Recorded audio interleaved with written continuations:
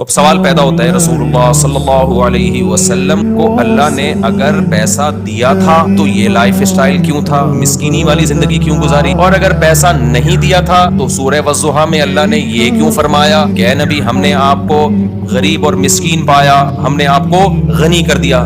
حضرت خدیجہ سے جب نکاح ہوا تو نبی کی غربت دور ہوئی۔ یہی وجہ ہے کہ لوگ اشکال کرتے ہیں کہ یار نبی کے لائف تو ایسی تھی، اور دیکھو یہ آج کل کے نیک لوگوں کو دیکھو۔